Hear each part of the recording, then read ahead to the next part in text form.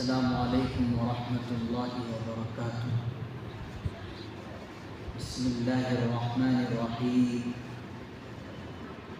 الحمد للہ نحمده ونستعینه ونستغفره ونؤمن به ونتوکل علیہ ونعوذ باللہ من شرور انفسنا ومن سیئات اعمالنا، من يهده الله فلا مضل له ومن يضلله فلا هادي له، ونشهد أن لا إله إلا الله وحده لا شريك له، ونشهد أن سيدنا وسندنا ونبينا ومولانا محمدا عبده ورسوله، صلى الله تعالى عليه وعلى وأصحابه وأزواجه وذرياته وبارك وسلم تسليما كثيرا كثيرا. أما بعد فأعوذ بالله من الشيطان الرجيم. بسم الله الرحمن الرحيم.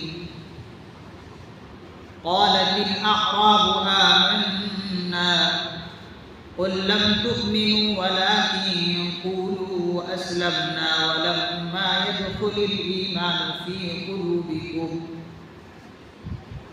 وقال الله تبارك وتعالى في كلام آخر: لقد كفر الذين قالوا إن الله ثالث ثلاثة وما من إله إلا إله واحد وإن لم ينتهوا عما يقولون ليمسن الذين كفروا منهم عذاب أليم. صدق الله مولانا العظيم. رب اشرح لي صدري ويسر لي أمري واحلل عقدة من لساني يفقهوا قولي. اللهم زدني علما، اللهم زدني علما، اللهم زدني علما وألحقني بالصالحين. اللهم صل على سيدنا محمد وعلى آل سيدنا محمد وبارك وسلم. سارے حضرات ایک مرتبہ محبت کے ساتھ، ادب کے ساتھ، احترام اور عظمت کے ساتھ درود پاک پڑھیں. اللہم صلی علی محمد النبی الامی وعلی آلہ وسلم تسلیما. بزرگان محترم، حاضرین گرامی، عزیز دوستوں اور ساتھیوں، آج کے اس جمعے کے نشست میں جس ٹاپک اور جس عنوان پر خطاب کرنے جا رہا ہوں وہ ہے ایمانی زندگی کے تقاضے. یہ اصل ٹاپک ہے اور اسی کے ساتھ ساتھ یہ بات بھی عرض کرنے کا خواہش مند ہوں کہ ایمان کے رکھتے ہوئے، مسلمان ہوتے ہوئے، کرسمس ڈے پر کفار کو یا عیسائیوں کو مبارکباد دینا کیسا ہے؟ اللہ تعالیٰ سے دعا ہے کہ اللہ تعالیٰ مجھے صحیح اور سچی بات کہنے کی توفیق نصیب فرمائے اور ہم سبوں کو اس پر عمل کرنے کی توفیق عطا فرمائے. قرآن کریم میں اللہ رب العزت نے ارشاد فرمایا: قالت الاعراب آمنا. یہ سورہ حجرات کی آیت نمبر 14 ہے. مفسر نظام فرماتے ہیں کہ کچھ دیہاتی لوگ قریوں میں رہنے والے لوگ حضور علیہ علیہ السلام کی خدمت میں حاضر ہوئے اور آ کر کہنے لگے یہ دیہاتی لوگ کہ ہم ایمان لے آئے. قالت الاعراب آمنا، ہم ایمان لے آئے. قل لم تؤمنوا، اللہ تعالیٰ نے آگے ارشاد فرمایا کہ اے پیغمبر صلی اللہ علیہ وسلم آپ ان دیہاتیوں سے کہیے کہ تم ابھی ایمان نہیں لائے. قل لم تؤمنوا، ابھی تم ایمان نہیں لائے. ولکن قولوا اسلمنا، بلکہ تم یہ کہو کہ ہم نے اسلام قبول کیا. ولکن قولوا اسلمنا ولما يدخل الایمان فی قلوبکم، تم نے اسلام قبول کیا ہے، ابھی تمہارے دلوں میں ایمان داخل نہیں ہوا. تو مسلمان ہو جانا الگ چیز ہے. مسلمان ہونے کے بعد دل میں ایمان کا داخل ہونا اور کامل مومن ہونا وہ ایک اور درجہ ہے. مسلمان ہونا الگ چیز ہے. کوئی انسان کلمہ طیبہ اخلاص کے ساتھ پڑھ لیا تو وہ مسلمان ہو گیا، اسلام میں داخل ہو گیا.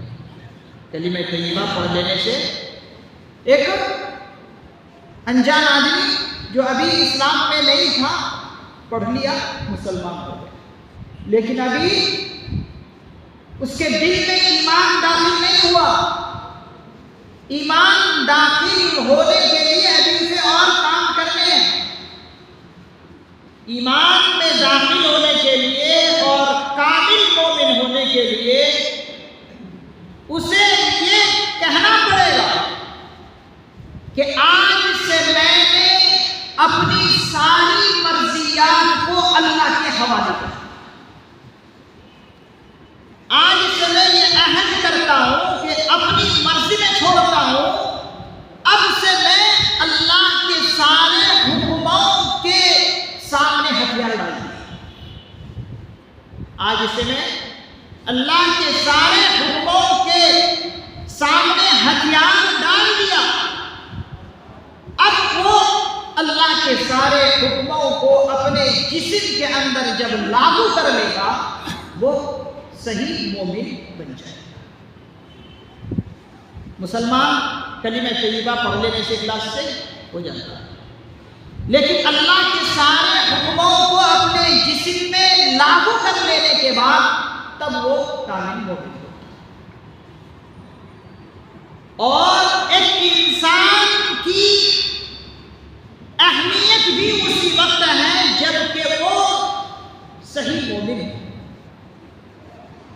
انسان کی اہمیت بھی اسی وقت ہے جب کہ اس کے اندر ایمان ہو. اگر ایمان نہیں ہے تو ایک انسان کی کوئی اہمیت نہیں، کوئی اہمیت نہیں. آپ کافر کو دیکھیں، اللہ کی نظر میں اس کی کوئی اہمیت نہیں. ساری دنیا کافروں سے بھر جائے اور ایک بھی ایمان والا نہ ہو، اللہ تعالیٰ اس نظام کائنات کو رکھیں گے، توڑ پھوڑ کر رکھیں گے، اس لیے کہ ایمان والا ختم. تو اگر ساری دنیا کافر بن جائے اور ایک بھی مومن نہ ہو تو پھر اس وقت کیا آ جائے گی؟ قیامت آ جائے گی. معلوم ہوا انسان کی عظمت کب ہے؟ مومن ہونے کی وجہ سے عظمت ہے، ایمان کے اس کے اندر ہونے کی وجہ سے عظمت ہے.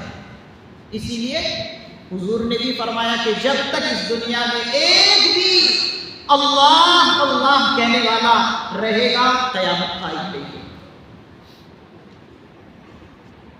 تو انسان کو چاہیے کہ پہلے ایمان کی تعریف سمجھے.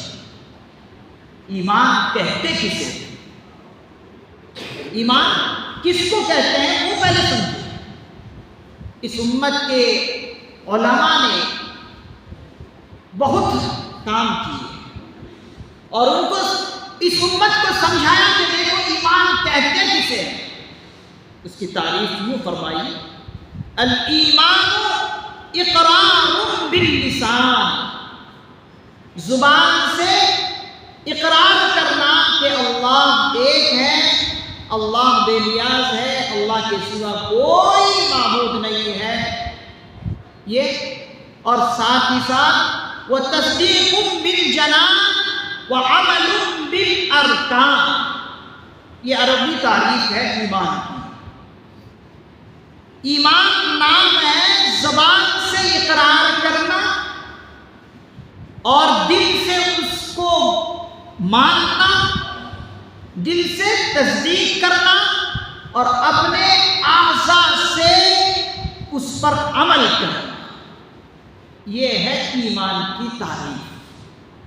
اللہ کو ایک ماننا، ایک جاننا، دل سے اقرار بالقلب، دل سے بھی تصدیق کرنا، صرف زبان سے نہیں۔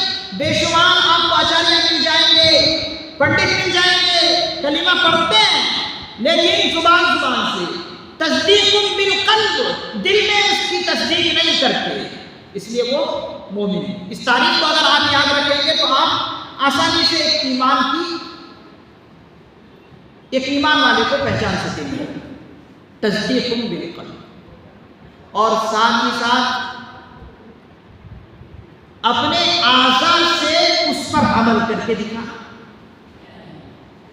مثال کے طور پر اعضاء سے عمل کرنا کہ اللہ نے جو حکم جس چیز کے لیے دیا ہے اس حکم کے لیے کر، اس عمل کو کر، اپنے اعضاء و جوارح سے اس حکم کی تعمیل کر۔ مثال کے طور پر جمعے کا دن، جمعے کے دن کے لیے اللہ نے یہ اعلان کرایا ہے قرآن کریم میں کہ دیکھو جمعے کا دن جب ہو جائے اپنے کام کاج کو پیچھے رکھو، پہلے نماز کے لیے آؤ۔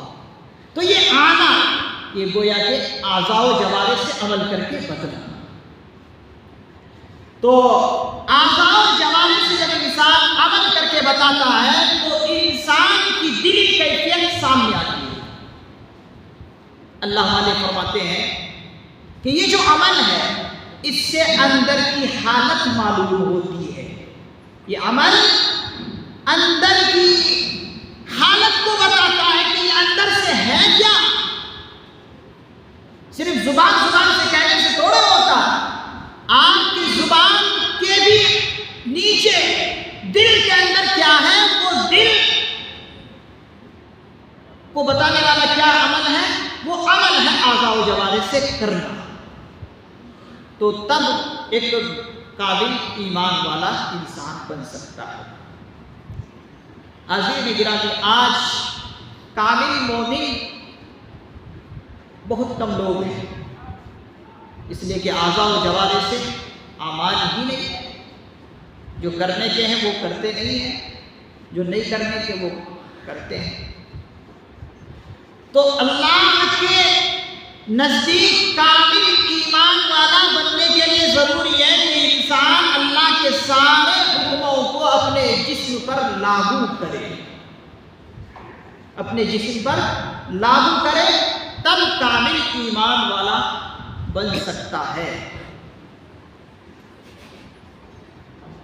قرآن کریم کی جس آیت کو میں نے پڑھا ہے اس میں اللہ رب العزت نے یہی فرمایا کہ دیکھو صرف زبان سے کہہ دینے سے تم ایمان والے نہیں ہوئے بلکہ تم ابھی مسلمان ہوئے، تمہیں ایمان والا بننے کے لیے دل سے بھی اقرار کرنا پڑے گا اور اعمال اعضاء و جوارح سے بھی عمل کر کے بدلانا پڑے گا۔ مومن جو ہوتا ہے نا، مومن اور غیر مومن میں ایک ذرا فرق سمجھے ہم لوگ۔ مومن اور غیر مومن میں فرق کیا ہے؟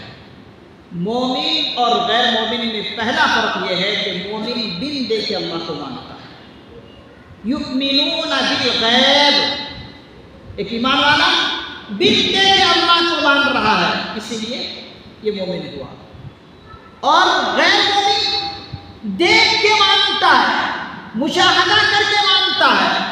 جیسے کہ فرعون کو آپ دیکھ لیں، فرعون جس نے خدائی کا دعویٰ کیا، جب اللہ نے اس پر عذاب کا کوڑا برسایا اور دریا کے اندر ڈوبنے کا اس کا وقت آ گیا، تو اس نے اب جو ہے مرنے کے بعد کی چیزیں دیکھنے لگا.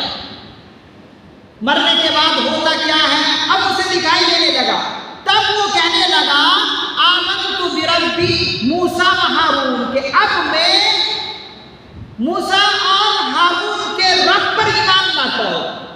تو اللہ نے کہا الآن اب تو بہت دیر ہو گئی ہے، اب تو بہت دیر ہو گئی ہے. تو مومن بن دیکھے اللہ کو مانتا ہے، اور غیر مومن اللہ کو دیکھ کر مانتا ہے، مجبوراً مانتا ہے. اور دیکھ کر اور مجبوراً ماننے میں کوئی فائدہ نہیں. کہ جب قیامت کا دن ہوگا تو کافرین اور مشرکین اللہ کے سامنے کہیں گے ربنا ابصرنا وسمعنا فرجعنا نعمل صالحا انا موقنون. اے رب، آج ہم نے اپنی آنکھوں سے دیکھ لیا اور ہم نے سن لیا، اور اب ہمیں واپس لوٹا دیجئے. ربنا ابصرنا وسمعنا فرجعنا، اب ہمیں واپس لوٹا دیجئے. کس لیے؟ نعمل صالحا، کہ ہم اچھے کام کریں. انا موقنون، اب ہم یقین کرنے والے ہیں. اللہ تعالیٰ فرمائیں گے اب وہ موقع ختم ہے. جب چڑیا چگ گئی کھیت، اب اس کے بعد پچھتانے سے کیا فائدہ؟ تو یہ کافر دیکھیں گے اس وقت ایمان لائیں گے، لیکن اس وقت کا کوئی ماننا فائدہ مند نہیں ہوگا.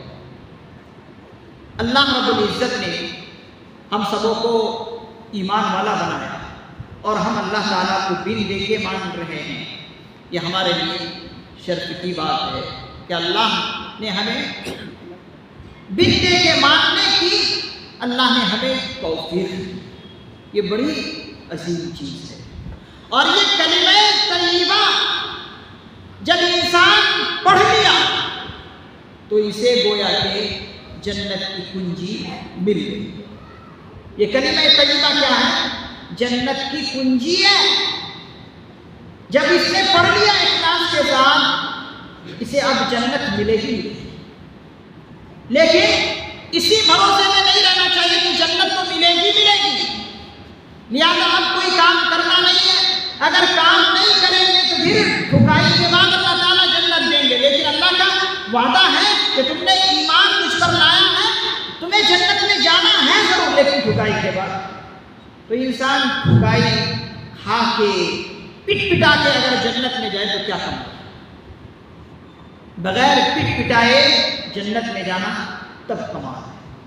تو ہمیں چاہیے کہ ہم اعمال صالحہ کریں تاکہ بغیر حساب و کتاب کے ہمیں جنت میں جانا نصیب ہو جائے. تو جنت کی کنجی کلمہ طیبہ ہے.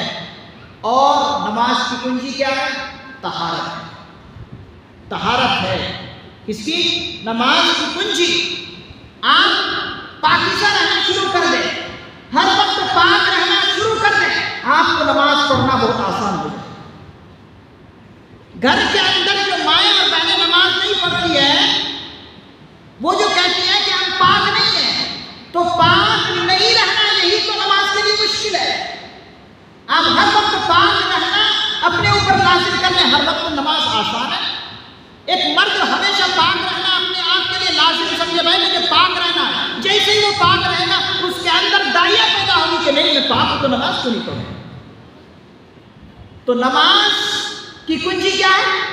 طہارت ہے. کتنے مسلمان بھائی کہتے ہیں بھائی نماز پڑھو تو کہتا ہے کپڑے پاک. بھائی کپڑے پاک نہیں ہے، کیوں نہیں اپنے آپ کے اوپر لازم کیا کہ کپڑے بھی پاک رکھنے چاہیے، جسم بھی پاک رکھنے چاہیے. تو پاک صاف رہنا یہ نماز کے لیے آسان بنا دیتا ہے. اسی طریقے سے لوگ یہ کہتے ہیں کہ مومن ہم سب ہیں، اللہ کی مدد کیوں نہیں ہے؟ تو حضرات اکابرین فرماتے ہیں اللہ کے نیک بندے جو مومن ہیں، وہ مومن کے لیے اللہ کی نصرت تب آتی ہے جب اعمال صحیح ہوں۔ اگر اعمال بگڑ جائیں تو پھر اللہ کی مدد نہیں آتی ہے۔ تو اچھے اعمال پر اللہ کی مدد اور اللہ کی نصرت کے وعدے ہیں۔ اب اگر حالات بگڑے ہوئے تو ایک مسلمان کے ناطے ایک مسلمان کو سوچنا پڑے گا کہ میرے اعمال خراب ہیں، اس لیے اللہ کی مدد رکی ہوئی ہے۔ اگر ہم اعمال پر آ جائیں تو پھر اللہ کی مدد نہیں رکے گی۔ صحابہ اعمال پر تھے اور 100% اعمال کرتے تھے، اس لیے اللہ کی مدد ان کے لیے رکی ہوئی نہیں ہوتی۔ تو انسان اعمال بھی کرے، اور اسی طریقے سے محدث نظام فرماتے ہیں کہ یہ صبر کرنا بھی کامیابی کی دلیل ہے۔ جب انسان صبر کرتا ہے تو صبر پر بھی اللہ تعالی اپنی مدد ضرور فرماتے ہیں۔ اب بے صبری بن کر ہم اللہ سے ہر وقت اعتراض کرنے لگے، اللہ پر اشکال کرنے لگے تو پھر اللہ کی مدد بھی رک جاتی ہے۔ بہت سارے مسلمان بندے کہتے ہیں کہ اللہ کی مدد کیوں نہیں؟ تو مدد اس وقت آئے گی جب اعمال اچھے ہوں گے، اور اعمال کے ساتھ ساتھ صبر بھی کرنے پڑیں گے۔ اگر بے صبر بن کر ہم زندگی گزاریں گے تو پھر اللہ کی مدد نہیں آئے گی۔ تو یہ کافر مجبوراً ایمان کر لانے کی کوشش کریں گے، لیکن مدد یہ مومن اس وقت بننا اور اللہ کو دیکھ کر اللہ کو اکیلا ماننا کوئی کارآمد نہیں ہوگا۔ تو مومن اور غیر مومن نے یہ فرق حضرات محدثین نظام نے بیان کیا ہے۔ اسی طریقے سے ایک ایمانی زندگی کے تقاضے یہ ہے کہ جب ہم مومن بن گئے تو اللہ کے سارے حکموں کو اپنے اوپر لاگو کرنا پڑے گا، اور ساتھ ہی ساتھ انسان کو اپنے اعمال کی حفاظت بھی کرنی پڑے گی، اپنی عقیدے کی بھی حفاظت کرنی پڑے گی، اپنے عقیدے کی حفاظت کرنی پڑے گی۔ آج ایک مسلمان جو کچھ تھوڑا بہت کرتا ہے وہ کرایا بھی حفاظت نہیں کرتا۔ کتنے اعمال ہم کرتے ہیں، مثال کے طور پر نماز پڑھ لیتے ہیں، نماز پڑھ کر جیسے ہی ہم باہر نکلے جو کیا تھا اس کو بھی ہم غارت کر کے بیکار کر کے رکھتے ہیں۔ کسی کی جا کر ہم نے غیبت کر لی، کسی کے بارے میں کچھ چغل خوری کر لی، تو جو کیا دھرا تھا وہ بھی ختم۔ تو اے مسلمانوں، اپنے کیے ہوئے اعمال کی بھی حفاظت کرو اور ساتھ ہی ساتھ اپنے عقائد کی بھی حفاظت کرو۔ جب ہمارا عقیدہ یہ ہے کہ اللہ ایک ہے، اللہ بے نیاز ہے، جو کچھ بھی ہوتا ہے اللہ کی طرف سے ہوتا ہے، اب اس عقیدے کی حفاظت کرنا ایک مسلمان کے لیے بہت زیادہ ضروری ہے، لیکن ہم اس عقیدے کی حفاظت بھی نہیں کرتے۔ اب مثال کے طور پر ابھی 25 دسمبر آنے والا ہے، اس میں کتنے نوجوان ہوں گے کہ عیسائیوں کے تحفے قبول کریں گے اور عیسائیوں کی محفلوں میں ان کے پروگراموں میں جا کر شامل ہوں گے۔ گویا کہ شامل ہونے والا یہ بتا رہا ہے عیسائیوں کو کہ آپ جو کچھ کر رہے ہیں وہ صحیح کر رہے ہیں، جبکہ عیسائیوں کا یہ جو تہوار آنے والا ہے 25 دسمبر، یہ ایک عیسائیوں کا تہوار ہے، اور تہوار اور عید اس طرح ہے کہ وہ حضرت عیسیٰ علیہ السلام کی اس پیدائش کے دن کو تہوار کے طور پر مناتے ہیں۔ اور ان کا عقیدہ کیا ہے؟ پہلے تو ان کا عقیدہ بھی معلوم ہونا چاہیے کہ ان کا عقیدہ کیا ہے، مسلمانوں کا عقیدہ کیا ہے۔ مسلمانوں کا عقیدہ یہ ہے کہ اللہ ایک ہے، اللہ بے نیاز ہے، اللہ کا نہ کوئی بیٹا ہے نہ بیٹی، یہ مسلمانوں کا عقیدہ ہے۔ لیکن عیسائیوں کا عقیدہ کیا ہے؟ عیسائیوں کا عقیدہ یہ ہے، قرآن کریم نے سورہ مائدہ میں فرمایا لَقَدْ كَفَرَ الَّذِينَ قَالُوا إِنَّ اللَّهَ ثَالِثُ ثَلَاثَةٍ، یقیناً وہ لوگ کافر ہو چکے۔ ترجمہ ہے لَقَدْ كَفَرَ الَّذِينَ قَالُوا، یقیناً وہ لوگ کافر ہو چکے جنہوں نے کہا، قالوا جنہوں نے کہا، ان اللہ ثالث ثلاثہ، کہ بے شک اللہ تین میں کا تیسرا ہے۔ نعوذ باللہ من ذالک، تین میں کا تیسرا کیا مطلب؟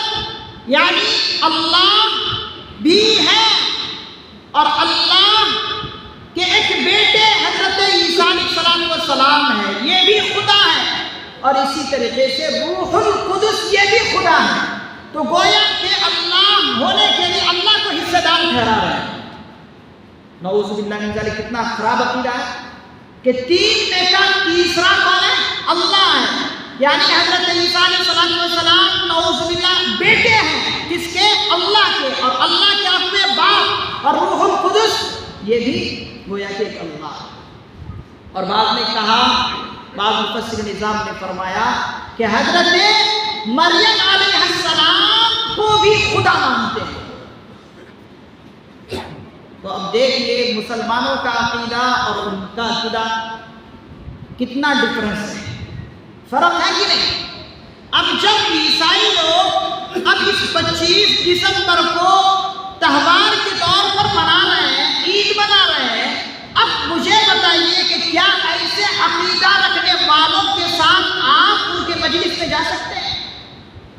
کیا آپ ان کے پروگراموں میں جا کر شامل ہو سکتے ہیں؟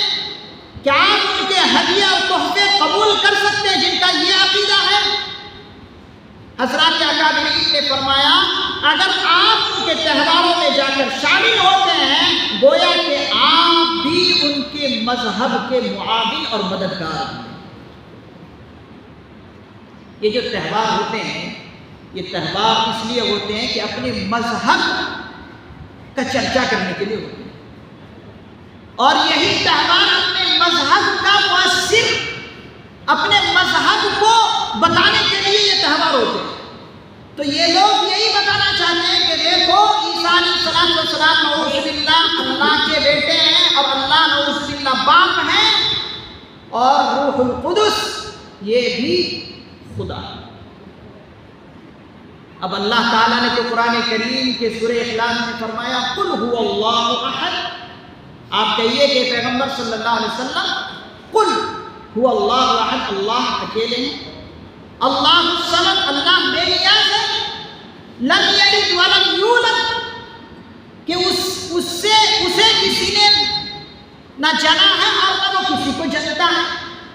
اور یہاں پر عیسائی لوگ بالکل واضح طور پر فرما رہے ہیں کہ حضرت عیسیٰ علیہ السلام نعوذ باللہ اللہ کے بیٹے ہیں، تو وہ گویا کہ کافر ہوئے، اور اور میں اگر ان کے تہواروں میں شامل ہو جاتے ہیں تو پھر گویا کہ ہم بھی انہی میں سے ہونے والے ہیں، لہذا ان کے تہواروں میں جا کر شامل ہونا اور ان کے تحفے اور اسی طریقے سے تحائف قبول کرنا اور اسی طریقے سے سیلیبریٹ کرنا، یہ سب کے سب ان کا مددگار ہونا گویا کہ ہم ثابت ہو رہے ہیں، ان کے معاون بن رہے ہیں۔ اور یہ تو ایک ایسا ہے گویا کہ کوئی نعوذ باللہ زنا کر کے آئے، اور زنا کتنا خراب گناہ ہے، گناہ کر کے زنا آیا ہے، زنا کر کے آیا ہے، اور گویا کہ آپ ان کو تھپتھپائی دے رہے ہیں، آپ ان کی حوصلہ افزائی کر رہے ہیں، تو کوئی انسان اس کو اچھا سمجھے گا؟ کوئی بھی اچھا نہیں سمجھے گا۔ اسی طریقے سے آپ اگر ان کے مذہب میں جا کر ان کے پروگراموں میں جا کر شامل ہو رہے ہیں گویا کہ آپ ان کو تھپتھپا رہے ہیں، آپ ان کو حوصلہ افزائی دے رہے ہیں، تو یہ ان کی مدد کرنا ہوا۔ علامہ ابن تیمیہ رحمۃ اللہ علیہ نے اس کو درست نہیں کہا، اور فرماتے ہیں کہ ایسے تہواروں میں جانا اور ان کی اس طرح مدد کرنا یہ حرام ہے۔ کتنے نوجوان ہمارے مسلمان ہیں جو ان کے تہواروں میں جا کر شرکت کرتے ہیں اور ان کو شاباشی دیتے ہیں، یہ خراب چیز ہے۔ قرآن کریم نے خود فرمایا کہ وَمَا مِنْ إِلَٰهٍ إِلَّا إِلَٰهٌ وَاحِدٌ، کہ ایک اللہ کے سوا کوئی اور اللہ نہیں ہے۔ وَإِن لَّمْ يَنْتَهُوا عَمَّا يَقُولُونَ لَيَمَسَّنَّ الَّذِينَ كَفَرُوا، اگر وہ لوگ اس سے باز نہیں آئے جو وہ کہہ رہے ہیں، جو ایسے کفر کا ارتکاب یہ لوگ کر رہے ہیں، اگر اس سے باز نہیں آئے، اجتناب نہیں کریں تو عذاب علیم، ان کو دردناک عذاب پکڑ لے گا۔ تو اس سے معلوم ہوا مسلمان اس سے پرہیز کریں، اپنے بچوں کو منع کریں۔ اور بڑی عجیب بات ہے کہ یہ عیسائی لوگ یہ بڑے ہی غلط فہمی میں ہیں، ایک تین اور تین کو ایک کہنے والے ہیں، ایک کو تین اور تین کو ایک کہنے والے ہیں، اور یہ اسی بھول بھلائیوں میں گم ہیں۔ جب ان سے پوچھا جاتا ہے کہ بھائی یہ کیسے ہوا تو ان سے جواب بھی نہیں ملتا، گول گول بات کر کے آگے بڑھتے ہیں۔ تو ایسے ان کے پروگراموں سے سارے مسلمان کو اجتناب کرنے کی ضرورت ہے۔ یہ آتے کس لیے ہیں؟ یہ جو اس قسم کے رسائل ہیں، بری چیزیں ہیں، یہ کیوں ہیں؟ یہ اس لیے ہے کہ ہماری ایمان کی وجہ سے ہم کلمہ طیبہ پڑھ تو لیے ہیں، کلمہ طیبہ پڑھ کر ایمان میں داخل تو ہو گئے، لیکن ایمانی زندگی جو گزارنی چاہیے وہ ہم نہیں گزارتے۔ جو تقاضے ایمانی زندگی کے گزارنے کے وہ تقاضے ہم نہیں پورے کر رہے ہیں، جس کی وجہ سے یہ ہمارے اندر کمیاں ہیں۔ تو کرسمس کے موقع پر ہیپی کرسمس ڈے کہنا اور ان کے تحفہ تحائف کو قبول کرنا، یہ سب کے سب درست نہیں ہے۔ اللہ رب العزت نے فرمایا کہ دیکھو، حضرت عیسیٰ علیہ السلام بھی خود فرما چکے ہیں، قرآن کریم میں فرمایا وَقَالَ الْمَسِيحُ يَا بَنِي إِسْرَائِيلَ اعْبُدُوا اللَّهَ رَبِّي وَرَبَّكُمْ۔ حضرت عیسیٰ علیہ السلام نے ان سے کہا کہ دیکھو اللہ کی عبادت کرو، ربی وربکم، جو کہ میرا بھی رب ہے اور تمہارا بھی رب ہے۔ اِنَّهُ مَن يُشْرِكْ بِاللَّهِ، جو بھی اللہ کے ساتھ شریک ٹھہرائے گا، فقد حرم اللہ علیہ الجنہ، تحقیق کہ اللہ نے ان پر جنت حرام کر دی ہے۔ اور ساتھ ہی ساتھ وَمَا لِلظَّالِمِينَ مِنْ انصار، اور کل قیامت کے دن ایسے لوگوں کے لیے کوئی ناصر اور مددگار بھی نہیں ہوگا۔ تو لہذا ہر مسلمان کو چاہیے کہ اس قسم کے شرک سے بھی بچے اور اپنی تہذیب کو اپنائیں۔ ہماری تہذیب یہ ہے کہ اللہ ایک ہے، ہماری تہذیب یہ ہے کہ اللہ کے ساتھ کسی کو شریک نہ ٹھہرائیں۔ اے مسلمانوں، اگر کامیابی اور کامرانی چاہتے ہو تو اپنی تہذیب کو باقی رکھو، اپنی تہذیب کو بدلو نہ۔ اگر اپنی تہذیب سے الگ گئے، اپنے عقائد کو چھوڑے، تو پھر اللہ تعالیٰ نے جو ایک مسلمان کے لیے جنت کو وارث بنایا، پھر ہم وارث بننے والے نہیں ہوں گے۔ قرآن کریم میں اللہ نے فرمایا وَتِلْكَ الْجَنَّةُ الَّتِي نُورِثُ مِنْ عِبَادِنَا مَنْ كَانَ تَقِيًّا، کہ جنت کو میں نے اپنے بندے یعنی مومن کے لیے وراثت میں بنایا ہے۔ ہم وارث کب بنیں گے؟ یہ جنت ہمارے باپ حضرت آدم علیہ السلام کی میراث ہے، اور میراث اسی کو ملتی ہے جو ان کے کہے ہوئے پر چلے، اگر نہ چلے تو پھر ان کو میراث نہیں ملتی۔ تو جنت ہمارے باپ حضرت آدم علیہ السلام کی ہے، اور ہر ایک مسلمان کی خواہش ہے کہ جنت میں جائے۔ تو لہٰذا ہر مسلمان کو چاہیے کہ اپنے باپ حضرت آدم علیہ السلام کی میراث جنت میں جانے کی کوشش کرے، اس کو پانے کی ہر وقت جو ہے ممکن کوشش کرے۔ اللہ تعالیٰ سے دعا ہے کہ اللہ تعالیٰ مجھے اور آپ حضرات کو بھی اور پوری امت مسلمہ کو بھی ہر برائی سے بچنے کی توفیق نصیب فرمائے، اور اپنے عقیدہ توحید پر قائم اور دائم رہنے کی اللہ تعالیٰ ہمیں توفیق نصیب فرمائے۔ وآخر دعوانا الحمدللہ رب العالمین۔